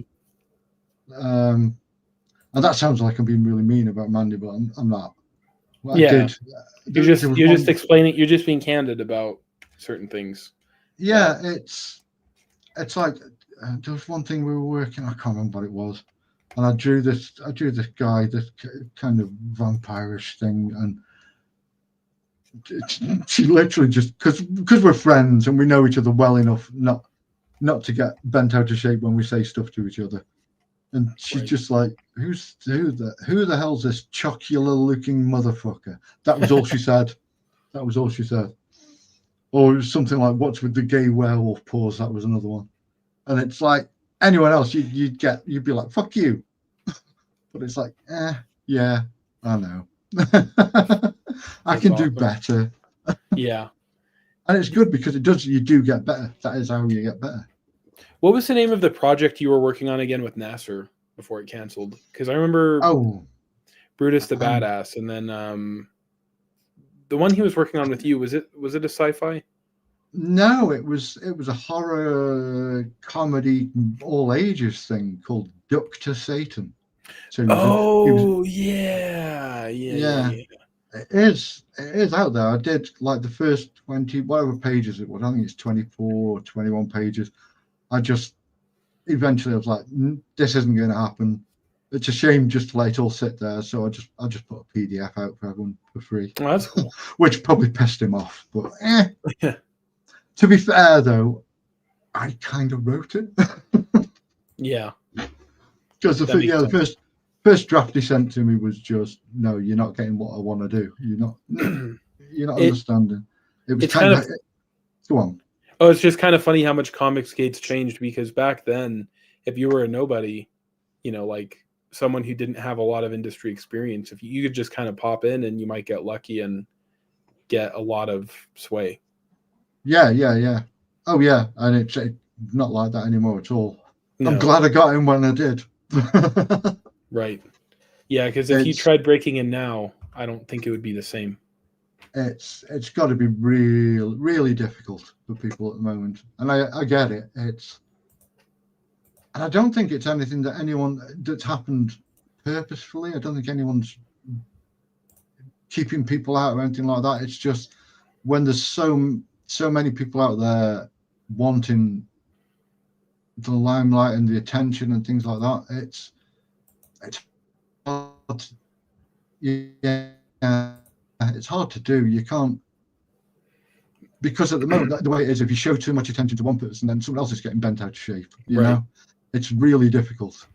It's a minefield. It's a minefield of egos, and because all these things, all these books, you might be a new creator, but it's something you're passionate about. It's your baby, and I think that's why we do get a lot of people who, if they don't do as well as they think they should, then they'll turn hater,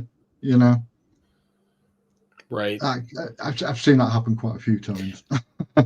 I think especially because sometimes let's say, for example, if you're someone who ended up getting screwed or feeling like you got screwed by someone else, and you paid them like, $10,000 or like just a big sum, $5,000 or something like that, and then the project falls apart, and now maybe you have a little bit of debt, or you just lost a lot of money. That's going to feel pretty rough. And so I think that financial stress can oftentimes compound and make people even more angry. But I've also seen people where whenever money's involved, shit's real. Yeah, exactly.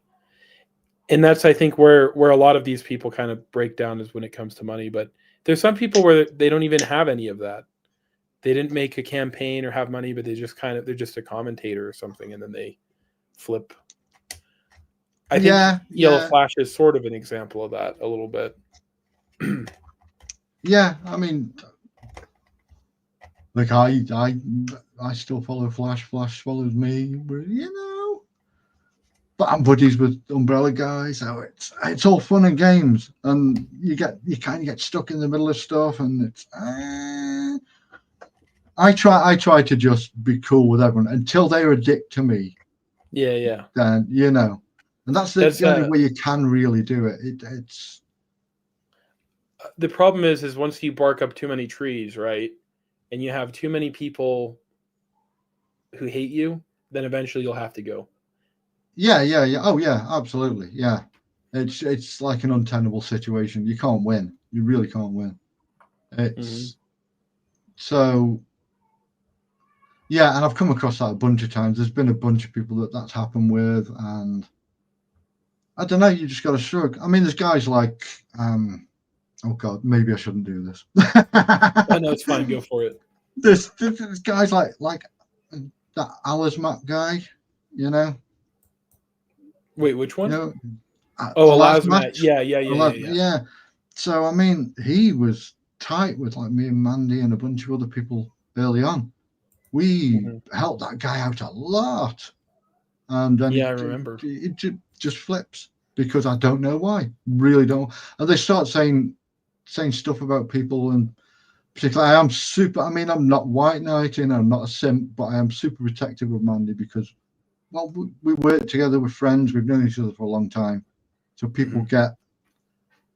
But as soon as you start like looking after people, or trying to back up people, especially if it's a woman, you get, oh, you simp.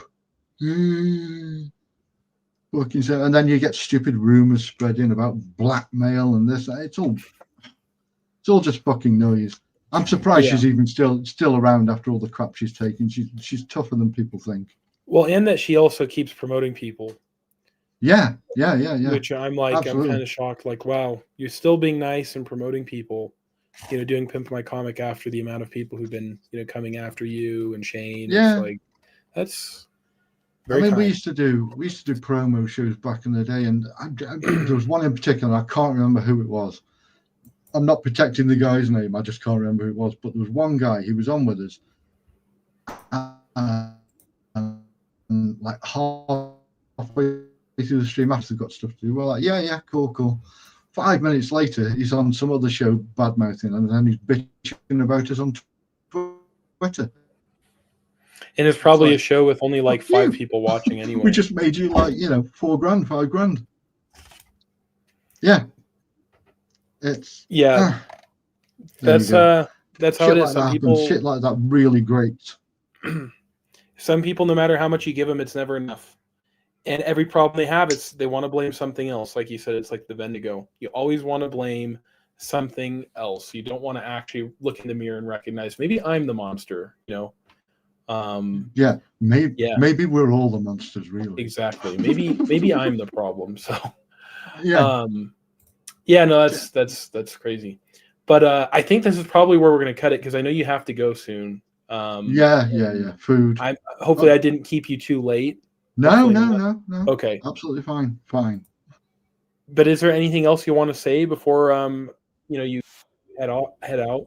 Well, we have the link right here in the chat. But just check out the book. Follow me on X, because whether Patrick likes it or not, I'm going to drop some pages and some artwork. Well, we both will. Follow me, follow Patrick. Also, check out Stuntman Comics, which is Mandy's website, where, I mean, we've got stuff coming up. And also check out Friday Night Frights every Friday night, 7 p.m. with that man, with Tuttle. Me and Tuttle and Harry Talbot, 666. We all get together, talk horror movies.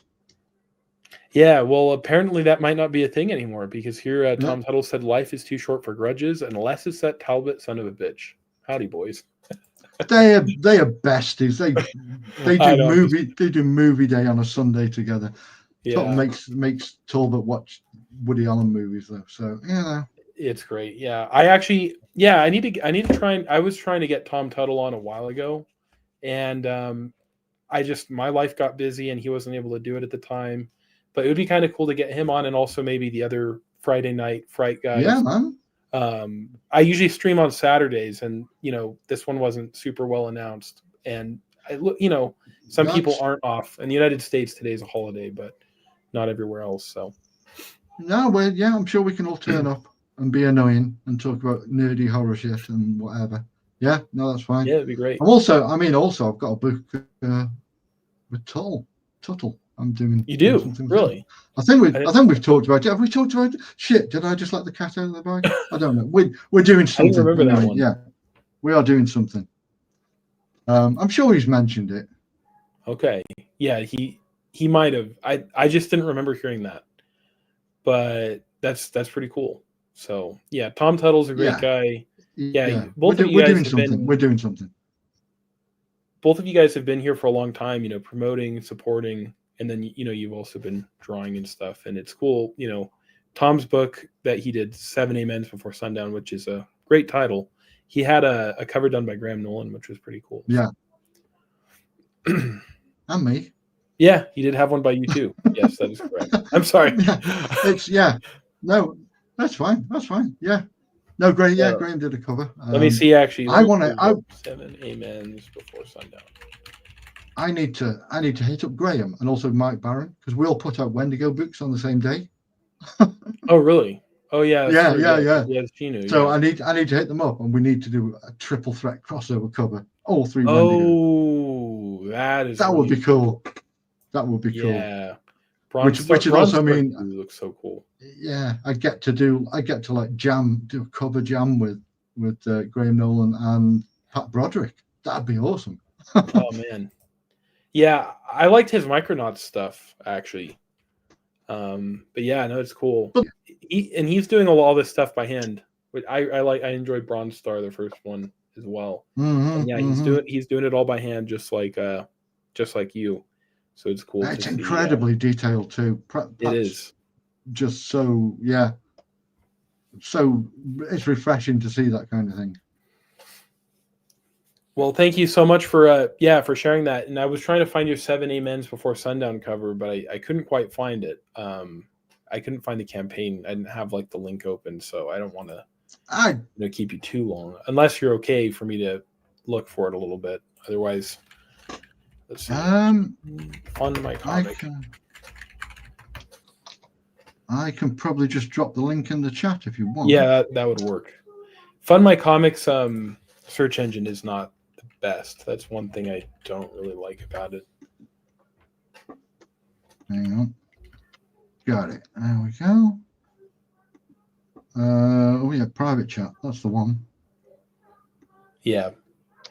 There you go. Okay, let me see.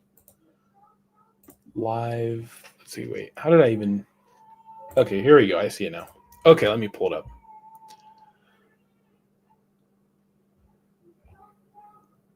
So there's Graham's.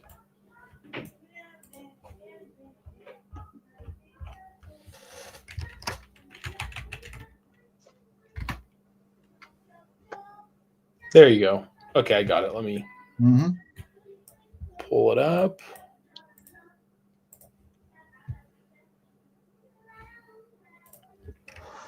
There you go. Yeah, this was Tuttle has the wildest ideas. So there's a movie, a 70s movie called Freebie and the Bean, starring James Caan and Alan Alda. And this is literally the poster. It's like, can you do the poster from that, but with two of the characters from the book? I'm like, yeah. That's what this is. So if anyone's wondering what the hell's going on there, check out Freebie and the Bean. Look at the poster, and you'll see. It's awesome. But yeah, that was fun. It's fun to do. Tuttle has some cool ideas. Tuttle's never what you expect. Tuttle's kind of a goofy guy, so like he'll think of something, or like, oh wow, yeah, didn't think of it that way. You know, like he's got some funny things. Like I would almost like dad humor a little bit, I guess. Yeah. But yeah. Well, anyway, hey, thanks for coming on. Don't be a stranger. If you ever see me live too and you want to come on, a lot of times I talk about stuff that maybe people don't want to get associated with, because I'll sometimes, talk about funny drama things and whatnot. But I don't shy away from it. It's just no. But yeah, so if I'm ever live and you want to come on, feel free to ask for a link and I'll always send it to you. So I'll see you. And I'm usually working though. I kind of work 6. Cool. Awesome. All right, we'll see you around, man. I've seen a back and forth turn pretty nasty, I'm going to say. You look like you've been crying. You keep spinning things. You're the ones that are sitting around and trying to get a reaction out of me. And then when I stopped giving you reactions, you fabricated falsified stories, falsified emails, acted on my behalf, pretended to be me because they. Well, the problem is it's more than about you and me, Liam, because you're striking a Lassie, you struck Nasser. And I will strike anyone who continues to steal my content. All you do is sit around and play. Do you wanna have fun? I said I want. You should start me papa, little Tyra. You need to more fine and you love to watch him tell lies over. So we'll be very mad and eat that. He will go as a heart. I said, oh man. That's what wait for this time when you know you're watching him cry. It's like you're dreaming with an EMCA. Think that you're kind with an EMCA. Don't try to monetize. He will take copyright. And he's doing the for their fight. It's like you're dreaming with an EMCA. Think that you're kind with an EMCA.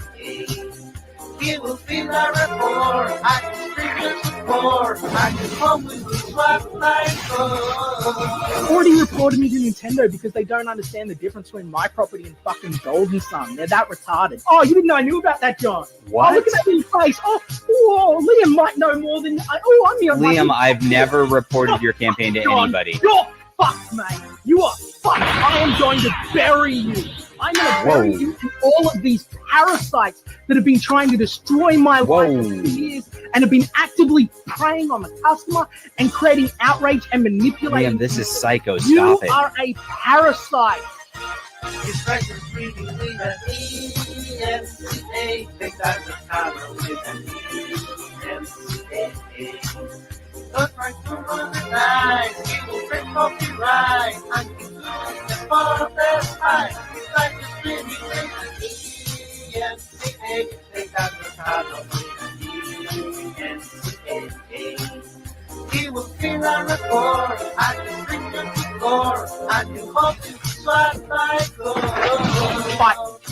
Fight you? Set up in a ring. No gloves. And I'll take down the strike. There you go. And I will clear my name there, and that'll be the end of it. Clear your name of what? You're the only one making accusations. Yeah, right. But you guys need to go the fuck away and let me work.